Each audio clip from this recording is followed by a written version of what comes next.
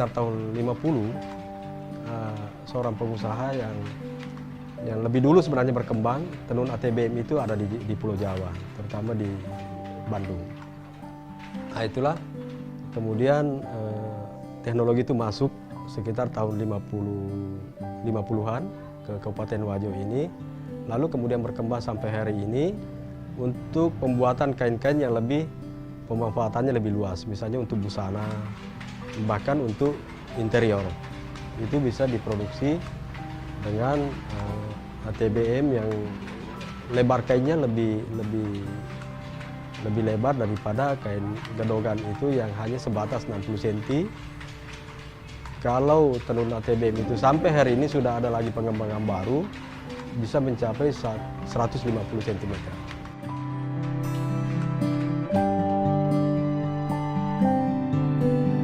Keberadaan kain tenun sutra sengkang tidak dapat dipisahkan dari kehidupan sehari-hari masyarakat Wajo.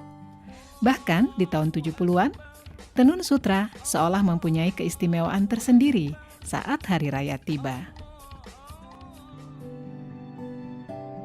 Tidak hanya itu, sutra sengkang mempunyai nilai simbolik yang sangat tinggi dalam menerjemahkan hubungan suami istri dalam kehidupan masyarakat Wajo.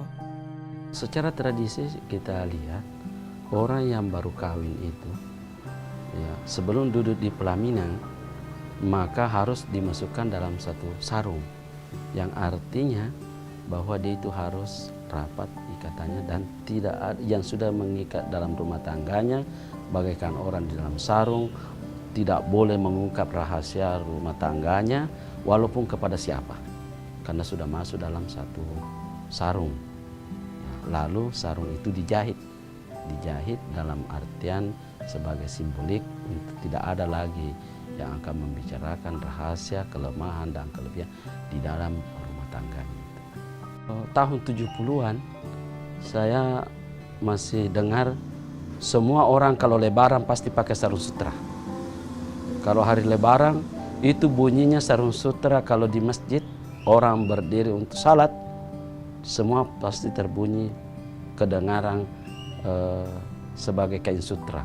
Dan saat itu juga orang pada pakai sutra sebagai pakaian salat Idul Fitri.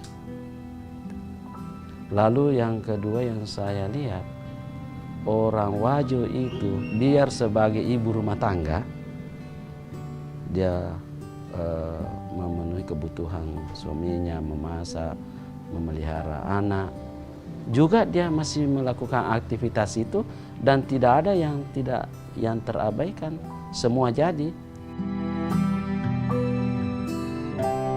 Kain tenun sutra sengkang mempunyai ciri khas yang membedakannya dengan tenun sutra dari daerah lain, yaitu warna yang terang dan mencolok. Warna kain tenun ini pun menjadi makna tertentu dan penanda tersendiri dalam kehidupan masyarakat Wajo. Kalau berbicara masalah warna, memang ada peruntukan tertentu bagi pemakaian warna itu. Misalnya saja seorang gadis itu biasanya memakai sarung baloreni, kotak-kotak kecil dan halus, dan terdiri dari warna tua muda. Pada umumnya memakai warna pink terang dengan pink muda, ataukah hijau daun dengan hijau muda, dan seterusnya. Berbeda kalau perempuan itu sudah berkeluarga, itu juga memiliki ciri warna tertentu, ataupun laki-laki yang masih lajang belum menikah. Nah, sehingga pemanfaatan sarung itu pada zaman-zaman yang lampau, pada umumnya keluarga-keluarga jika menghadiri undangan membawa serta keluarga-keluarganya.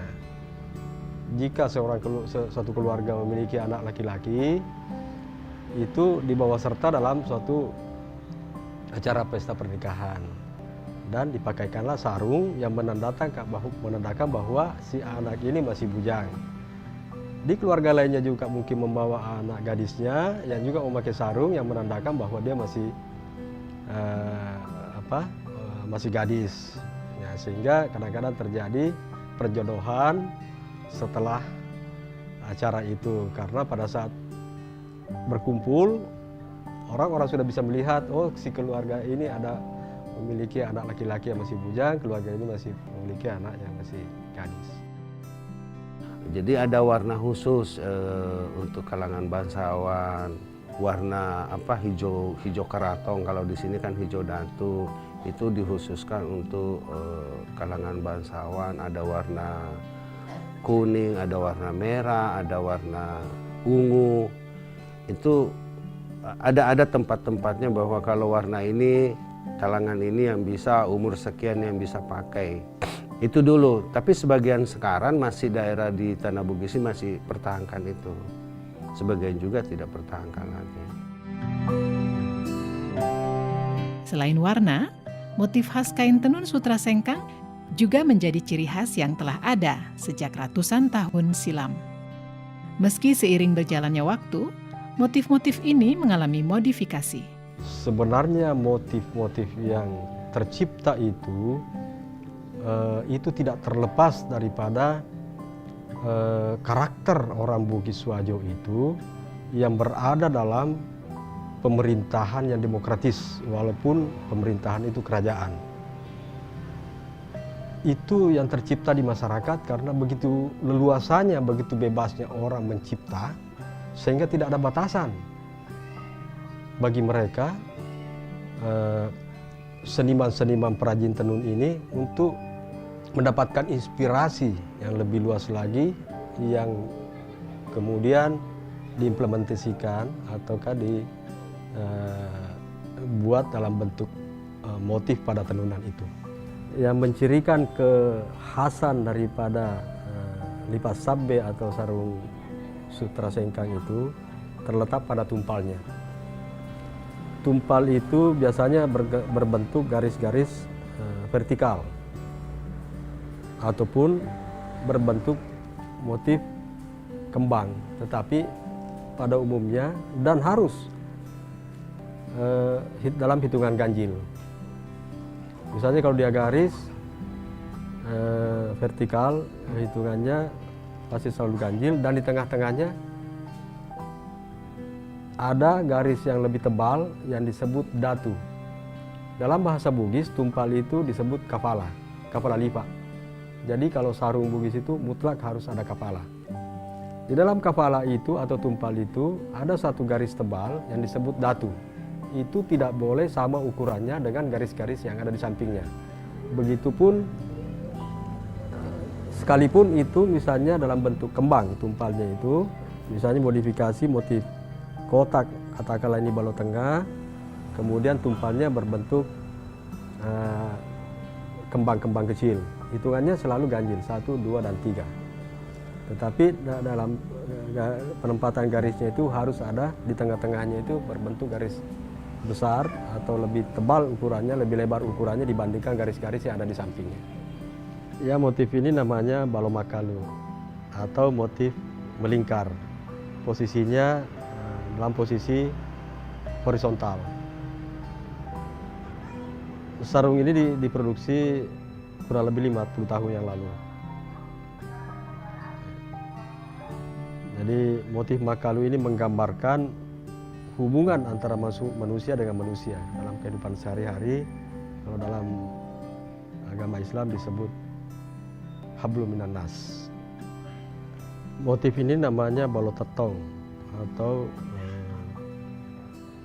motif vertikal. Ini menggambarkan hubungan antara manusia dengan Tuhannya. Jadi karena masyarakat Wajo adalah masyarakat yang religius, sehingga dalam penciptaan motifnya pun juga itu tergambarkan bahwa hubungan antara manusia dengan Tuhan itu juga sangat penting.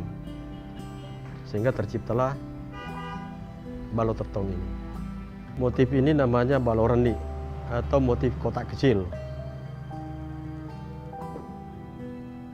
Biasanya peruntukannya untuk kaum perempuan. Filosofi daripada baloreni itu adalah kotak-kotak kecil yang berarti perempuan itu memiliki kehalusan, baik dari perasaan, tingkah laku, dan lain sebagainya. Dan penguasaannya pun juga berada pada lingkup kecil. Motif ini namanya malolobang, biasa juga disebut surak laba. Artinya terdiri dari paduan motif-motif yang berbentuk kotak yang lebih besar.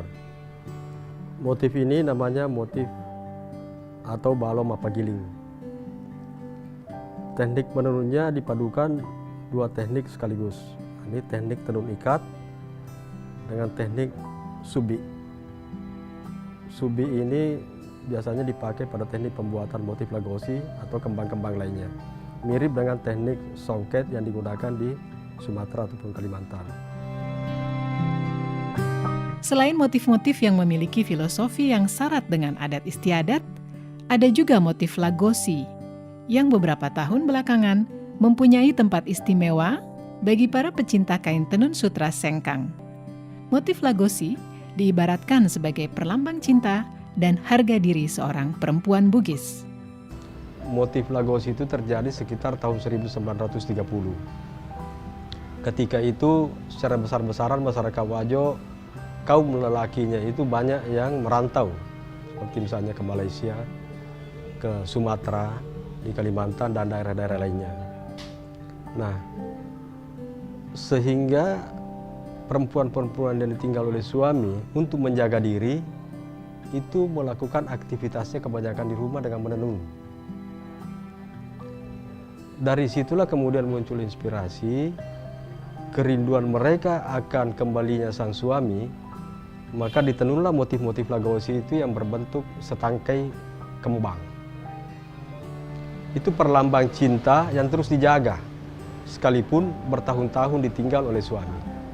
Menjaga kesucian, menjaga harga diri seorang perempuan, saya kira di seluruh Indonesia adalah harga mati juga.